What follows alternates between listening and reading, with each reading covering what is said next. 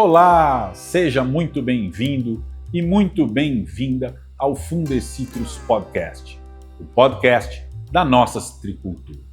Nesse encontro, a gente mergulha a fundo nos desafios, nas inovações e no futuro da citricultura brasileira. Nossa conversa de hoje tem um tema fundamental para o pomar, o manejo do solo. Vamos entender como práticas como a cobertura vegetal e a roçagem ecológica podem ajudar o citricultor a produzir de forma mais sustentável, reduzindo custos e até contribuindo para o combate às mudanças climáticas.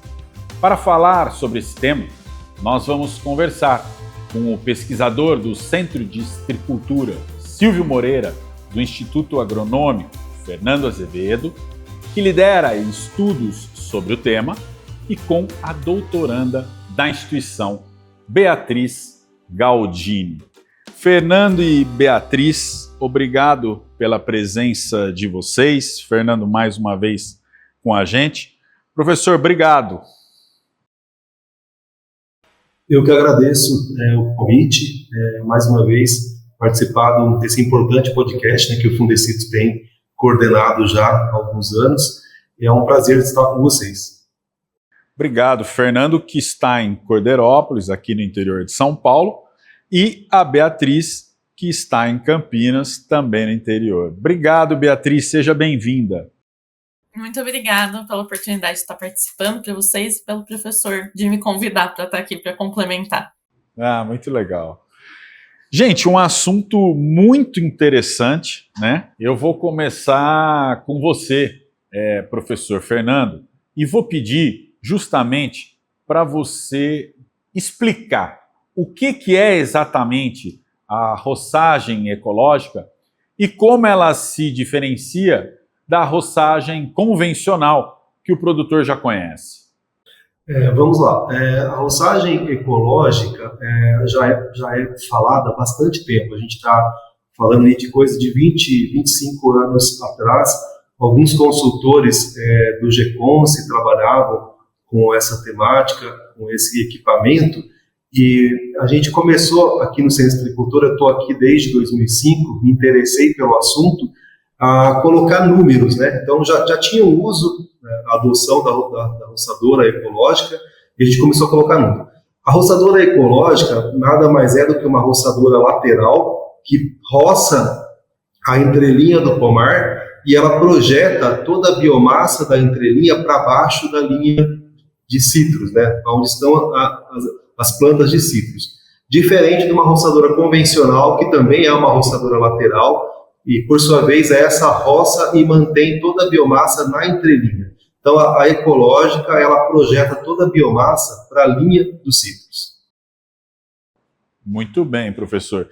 E que tipo de planta de cobertura é utilizada nesse manejo? Por que a Urochloa ruziziensis tem se mostrado uma boa opção nos pomares de citros? Quando a gente fala de plantas de cobertura, né, é importante mencionar que é uma atividade que é preconizada pela FAO, manter as plantas de cobertura nas entrelinhas dos pomares. A gente permite, né, que o solo fique coberto na entrelinha. A gente tem a possibilidade de ter espécies perenes, como, por exemplo, as espécies de Urochloa. Quando a gente fala Urochloa, o nome é um pouco, o produtor não está acostumado, nada mais é do que são as braquiárias, né, que nós estamos acostumados no campo. Então tem a braquiária decumbens, tem a ruziziensis, tem a brisanta, tem plantagínia, tem outras braquiárias.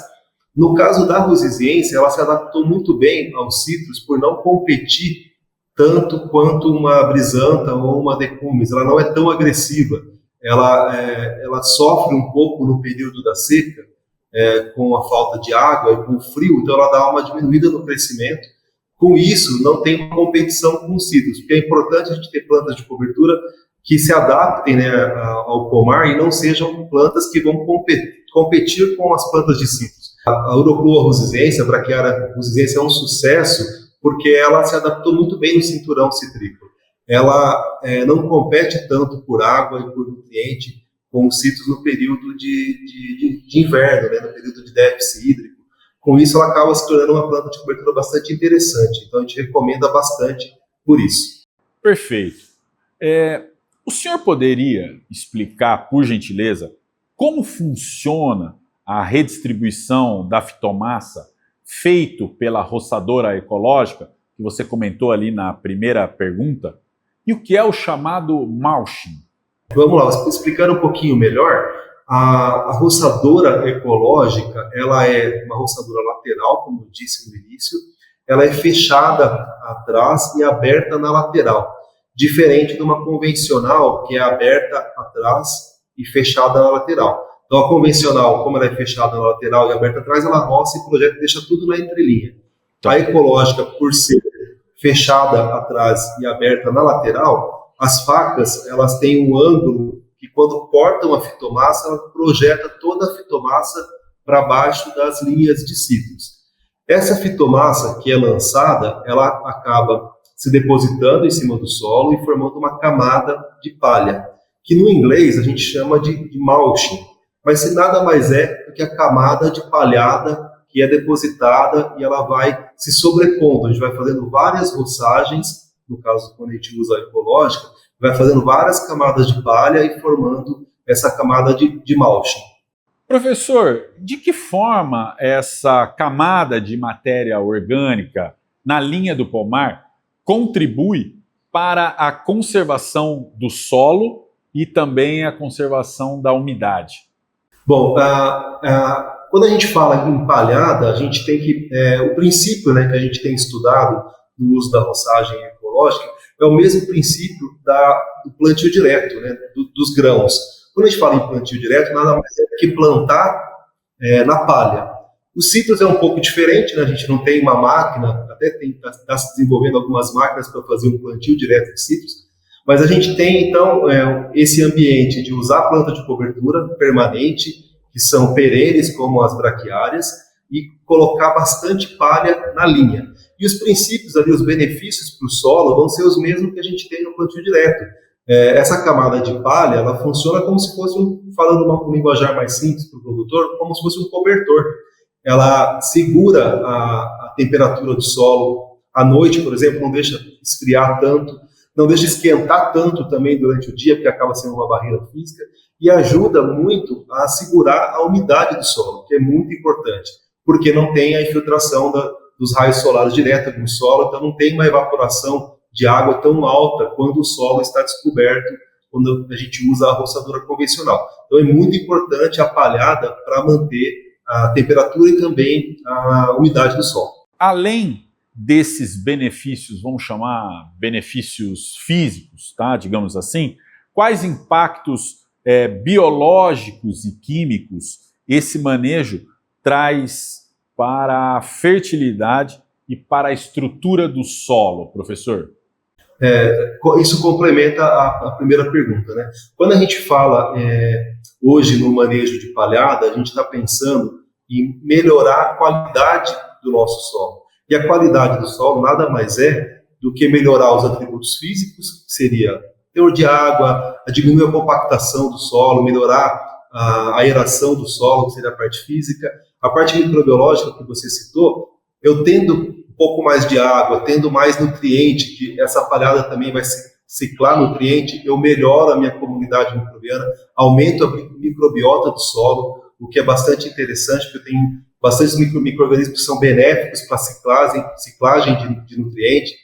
Eu tenho uma melhoria também na parte química do solo, como eu disse, na parte da fertilidade do solo, porque quanto mais palha eu coloco, mais nutriente que está presente dessa palha vai ser liberado para a linha de plantio dos citros. O potássio, por exemplo, é bastante citado na literatura, que ele é bastante fácil de ser ciclado da palha de plantas de cobertura para o solo. Ele tem um tempo de meia-vida bastante curto, então a gente consegue incrementar muito potássio rapidamente no solo quando eu coloco palha. E outros nutrientes, como o nitrogênio, também o fósforo, eles são ciclados com essa palhada. Então o benefício da palhada, ela melhora tanto os atributos físicos, quanto químico, quanto microbiológico do solo. Então a gente melhora a qualidade como um todo do solo. Ou seja, basicamente aí só tem, basicamente não. Eu acho que só tem vantagens mesmo, né? Não tem restrição e nem motivo para não ser feito. Sim, é um ponto até importante que também o exemplo do plantio direto, essa palhada, esse mulching ajuda no controle de plantas daninhas. A gente tem trabalhos aqui no IAC que a presença da palha reduz pelo menos 20 a 30% da infestação de plantas daninhas, independente de eu estar usando um herbicida ou não. A presença da palha sozinha já contribui em 20 a 30% do controle das plantas daninhas do pomar. Excelente notícia. Bom, agora chegou a hora de chamar a Beatriz aqui para a nossa prosa. Beatriz, o estudo conduzido por você em Mogi Guaçu mostrou que a cobertura vegetal também influencia as emissões de gases de efeito estufa. Como o manejo do solo interfere nessas emissões? Bom, como o professor estava explicando, o manejo do solo vai interferir diretamente nas questões físicas, químicas e biológicas do solo, né? Ok. Então, dependendo de como a gente maneja esse solo, a gente vai estar podendo alterar parâmetros que são extremamente importantes para a microbiota, que é a temperatura, a umidade e a disponibilidade de alguns nutrientes específicos. Geralmente, e a gente é mais importante, o carbono nesse caso. Claro. Então, se a gente tem um ambiente que é mais favorável à diversidade e à atividade microbiana, a gente vai ter alguma alteração na respiração celular, na respiração dos próprios micro-organismos e na emissão de outros gases de efeito estufa por conta das rotas que esses micro-organismos são capazes de alterar. Por isso que a gente consegue reduzir ou aumentar as emissões dependendo do manejo. Muito bem.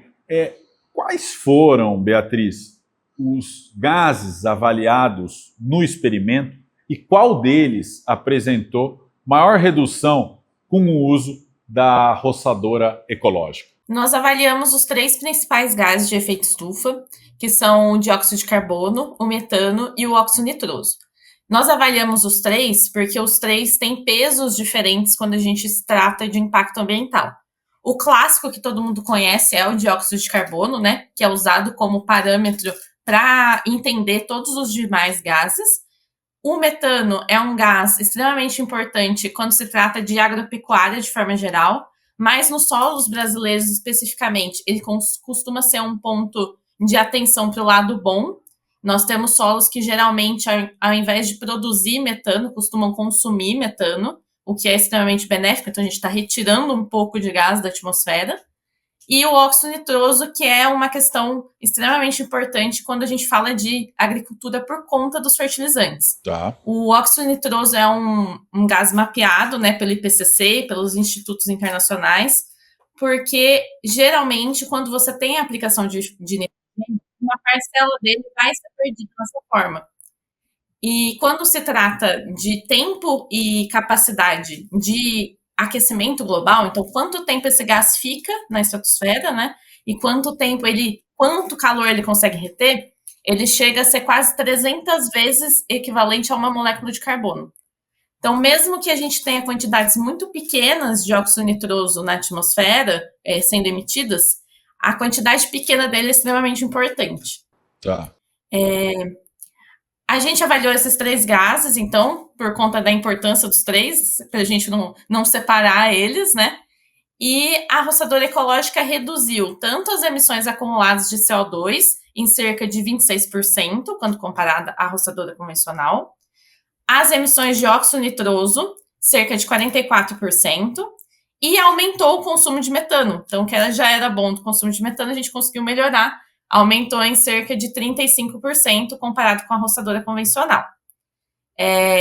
Fazendo o somatório desses gases, então, pegando essa quantidade de óxido nitroso, essa quantidade de metano, e a gente tem um cálculo que considera essa quantidade de tempo e calor que ele gera na atmosfera, a gente consegue transformar tudo isso em CO2 equivalente, então dióxido de carbono apenas. A gente conseguir entender e ficar mais fácil das pessoas compreenderem o impacto ou não. Nessa conta, então, de CO2 equivalente, as nossas emissões conseguiram ser reduzidas em 47%, o que é um número extremamente considerável né? Considerando que a gente alterou algo relativamente simples, que foi só trocar a roçadora nesse caso. E outra forma que a gente tem de apresentar é o fator de intensidade, que a gente consegue pegar todos esses dados de redução, então, de gás de efeito estufa, e apresentar relacionando com a produtividade. Então, a gente consegue pegar essa quantidade de CO2 equivalente por hectare produzido e relacionar exatamente com a quantidade de fruta que foi produzida nesse mesmo hectare. Para isso, a gente chama de fator de intensidade. E esse fator de intensidade, a gente também conseguiu melhorar ele em cerca de 11%. Professor Fernando, voltando aqui para a prosa, o levantamento ele apontou uma redução de quase metade, né? 47% nas emissões de gases de efeito estufa. O que esse número, eu quero saber de você o seguinte, o que isso representa em termos práticos para a sustentabilidade da citricultura?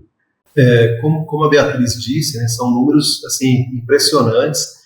Eu gostaria de salientar que a citricultura brasileira ela é muito sustentável. Então, o que a gente está fazendo é fazer uma combinação de técnicas que muitas vezes são usadas isoladamente. Tem muito produtor que acaba usando, às vezes, uma planta de cobertura eficiente, como uma braquiária, que a própria braquiária ela já é uma planta muito eficiente em reter carbono, em ajudar em diminuir a pegada de carbono na citricultura. Mas, às vezes, ele não usa a roçagem ecológica e, por suas vezes, não usa uma fonte de nitrogênio que emita menos. A gente tem, por exemplo, a ureia, que é muito utilizada, né, e ela é muito volátil, ela emite muitos gases de efeito estufa. Então, o que nós fizemos foi uma combinação de técnicas, de ver as melhores técnicas de manejo sustentável, pensando em planta de cobertura, em roçagem e adubação, que culminou com esses 47% de redução na emissão de gases de efeito estufa. Esse número é bastante impressionante e ajuda a posicionar o Brasil como um exportador, né, de suco que nós somos, mostrar, né, para os nossos importadores que realmente nós conseguimos produzir prezando a diminuição dos gases e a sustentabilidade da citricultura, que não passa só pela emissão de gases, né? A gente tem outros pontos da cadeia, uma questão social, que a gente sabe que é muito importante, né? A questão dos empregos, carteira assinada, a gente tem a questão da governança lá também, da propriedade, que tem que ser muito bem feita, a questão do ESG, que está muito na moda, né? Então, o nosso trabalho ele trouxe números bastante impressionantes nessa questão, juntando técnicas de manejo sustentável que o produtor já tem acesso. Beatriz, a combinação da roçadora ecológica com o nitrato de cálcio foi um dos destaques do estudo, podemos dizer assim. Por que esse fertilizante se mostrou mais eficiente nesse sistema? Como eu tinha citado, e o professor Fernando também, vários parâmetros vão mudar a atividade e a diversidade microbiana. A composição, então a forma que o nitrogênio está disponível, é um desses parâmetros.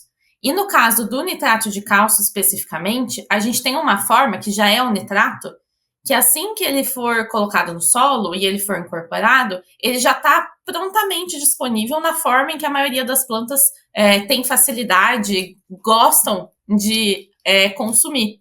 Então, ele não precisa passar por grandes metabolismos microbianos para ficar numa forma mais adequada. É diferente do que acontece com outras fontes. O professor citou no caso da ureia. A ureia é uma molécula que, em contato com o solo, ela está predisposta a muitas perdas, né? A gente tem a perda por volatilização de amônia, que não entra necessariamente na conta que a gente fez de gases hoje, mas que é uma perda muito significativa no setor, né? E a gente tem essa perda por óxido nitroso. Como ela ainda precisa passar de um amônio para nitrato, ela vai passar por várias etapas microbianas. Ela vai ser consumida de várias formas. E nesse consumo, quanto mais etapas a gente tem, maior a chance da gente ter perdas. Porque o óxido nitroso, ele vai acontecer por vias de desnitrificação e nitrificação no nosso solo. Então, dependendo do número de vezes que o micro-organismo vai transformar ele, a gente fala que pode ter um erro de rota. Então, ao invés dele aproveitar totalmente esse nitrogênio e gerar o gás nitrogênio da forma que a gente conhece, que está na atmosfera, ele acaba gerando esse subproduto que é o óxido nitroso. Então, o nitrato de cálcio por si só já tem essa vantagem. E o que a gente acredita é que ele, incorporado nesse meio, que os parâmetros do solo já estavam melhores, com a roçadora ecológica que traz essa diversidade, essa possibilidade de diversidade microbiológica melhor, foi uma combinação que favoreceu a todos, tanto os micro-organismos que não perderam esse nitrogênio, a planta conseguiu absorver, quanto para a gente, né, que não emitiu esse gás. O manejo ecológico, Beatriz, também trouxe ganhos de produtividade.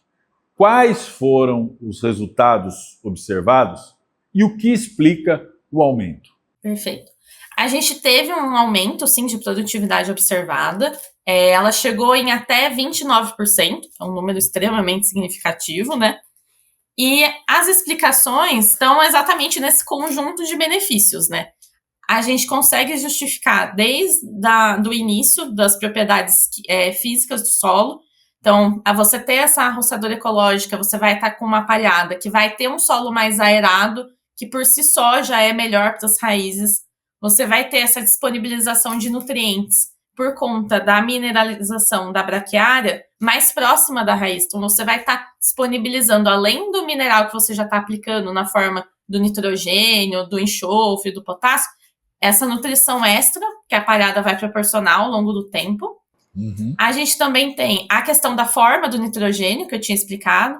Então, se a gente está colocando um nitrogênio, que foi o caso do nitrato de cálcio, que teve um aumento mais significativo, numa forma que a gente tem menos perda, a gente está dando mais alimento para nossa planta. Dando mais alimento para nossa planta, a gente vai aumentar a produtividade dela.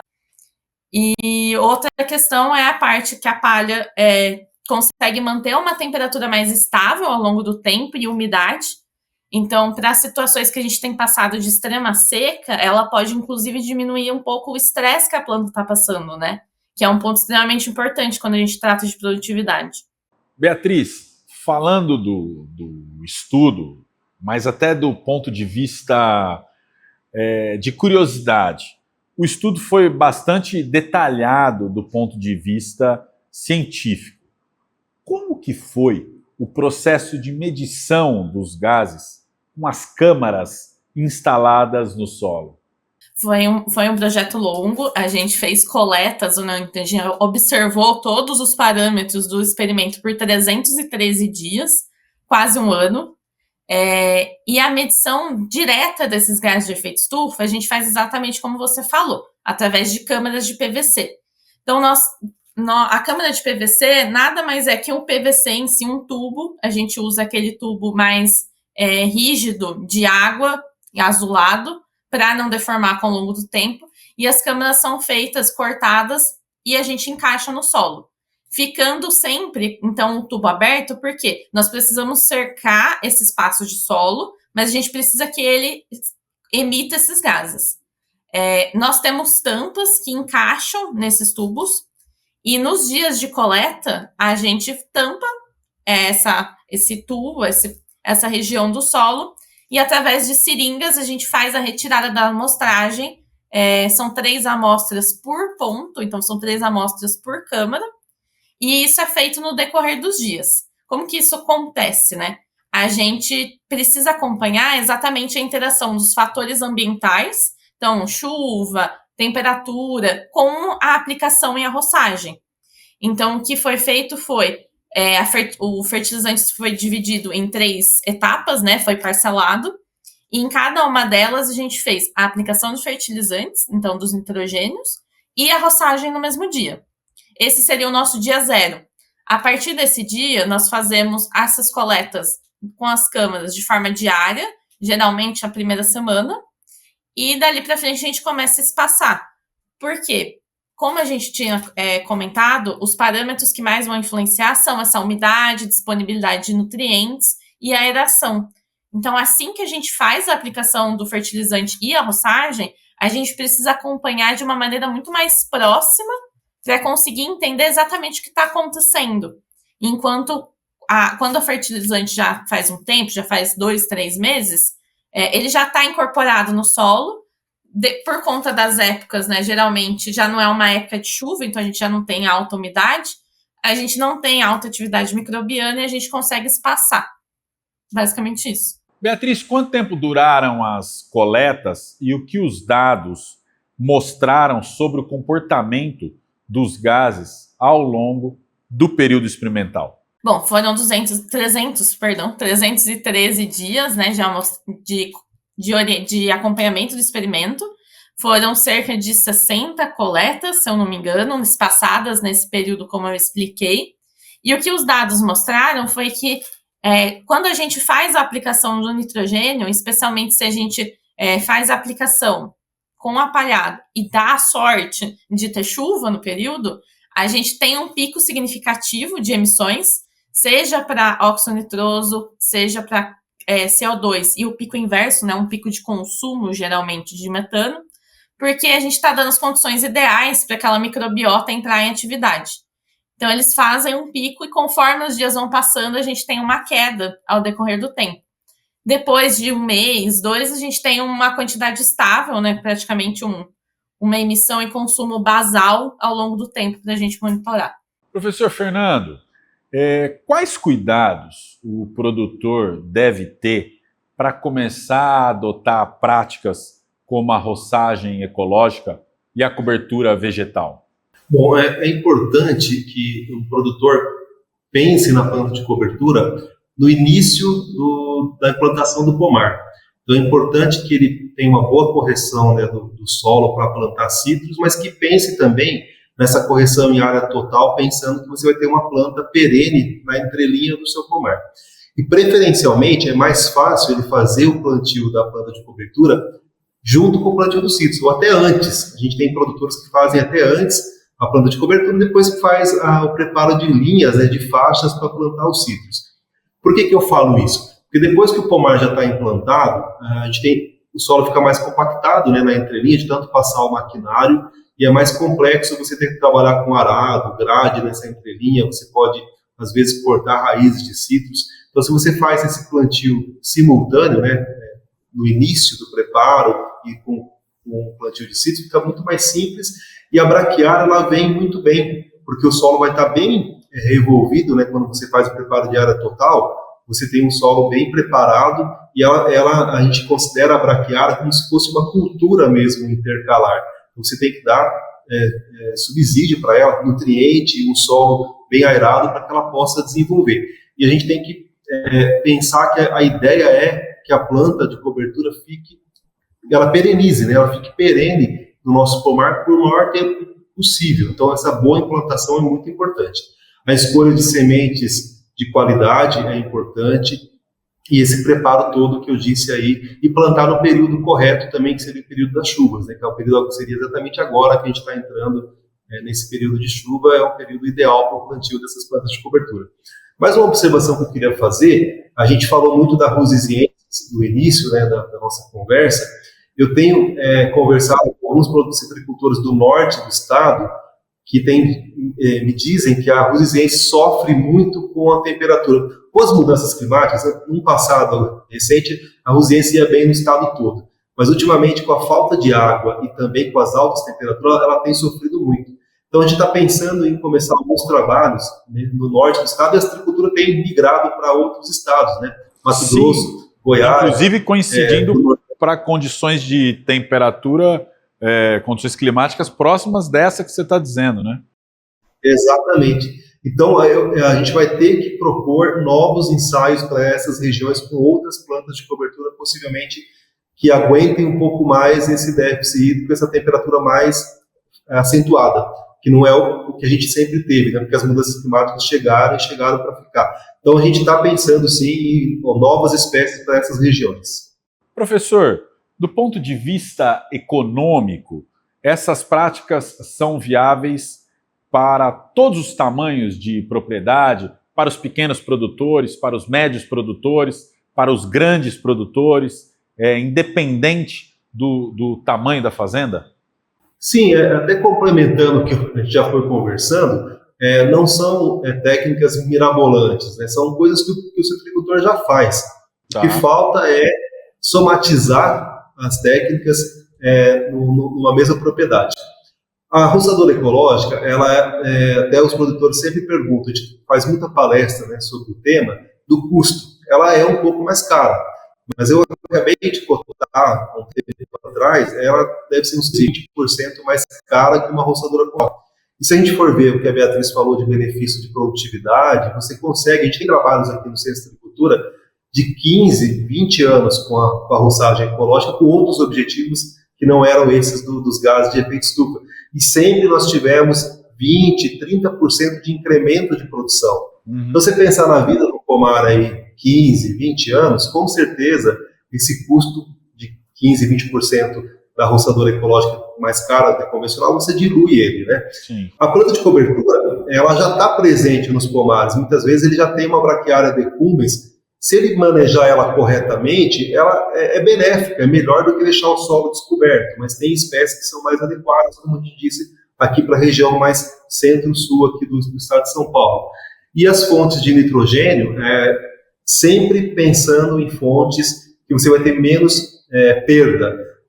Apesar de serem fontes um pouco mais caras, elas revertem em eficiência produtiva. Por quê? Porque você tem uma eficiência de uso desse nutriente. A partir do momento que o nutriente é usado de uma forma eficiente, né, com o manejo que a gente está propondo, você vai precisar menos nitrogênio para produzir 1 quilo de laranja, por exemplo, porque está num sistema mais eficiente. Então, isso também se paga. Então, o produtor, lógico, tem que fazer suas contas, tem que ter... Hoje a gente tem fertirrigação, por exemplo, o nitrato de cálcio é um exemplo que é muito usado na fertirrigação. Então, são nutrientes, são fontes, né, um pouco mais caras, mas a gente tem que pensar na produtividade final. A gente está em tempos também de HLB, de greening, né? Então, a gente tem que pensar numa eficiência do sistema, com o uso de planta de cobertura, de roçagem ecológica, de fontes mais eficientes e também a irrigação para regiões que são indispensáveis, né? Tem outros pontos também, como porta-enxerto, como adensamento, que contribui para esse conjunto aí do sucesso da agricultura hoje. Nossa prosa muito boa, mas ela vai chegando no fim. Beatriz, além de querer agradecer pela sua presença e disponibilidade de nos atender aí de Campinas, eu queria que você fizesse as suas considerações finais, sua mensagem final aí sobre o estudo, sobre futuro, né? Sobre essa...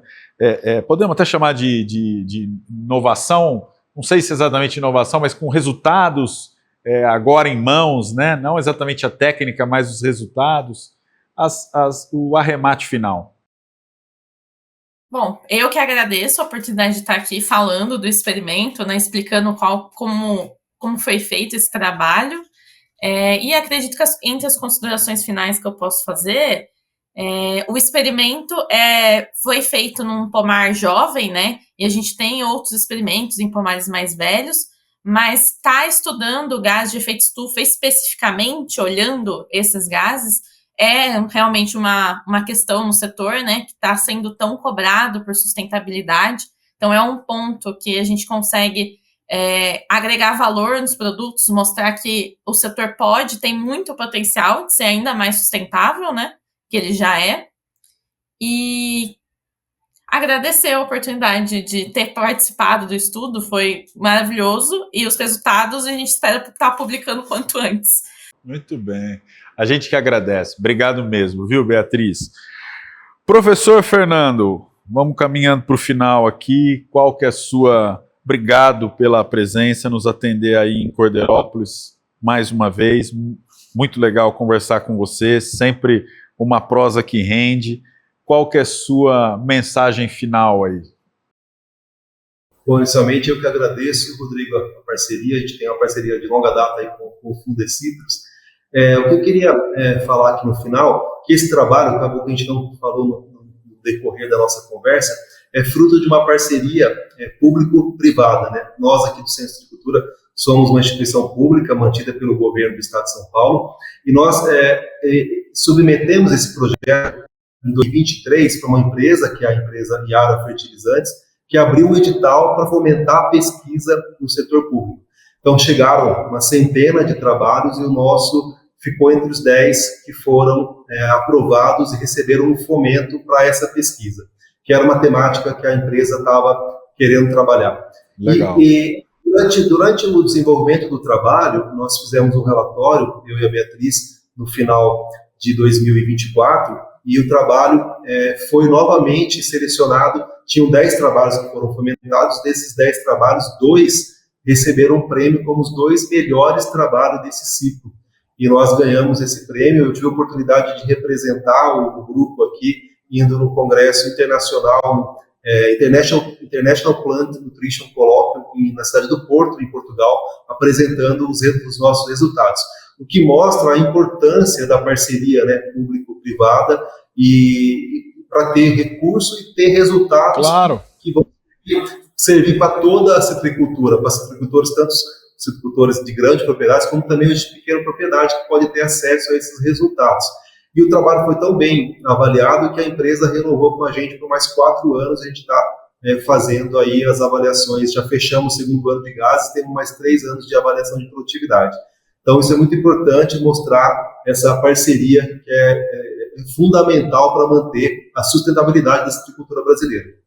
Sim, a citricultura brasileira, né, professor, além de muito produtiva, ela é muito sustentável e deve bastante à ciência e à pesquisa, né? Que bom que São Paulo tem esse apoio para oferecer a uma atividade tão importante para o Estado.